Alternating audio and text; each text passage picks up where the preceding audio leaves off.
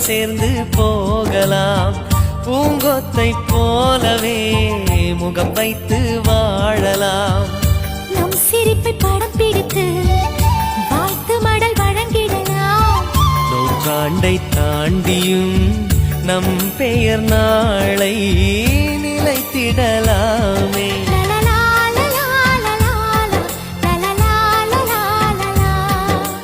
Happy new year, happy new year வந்ததே.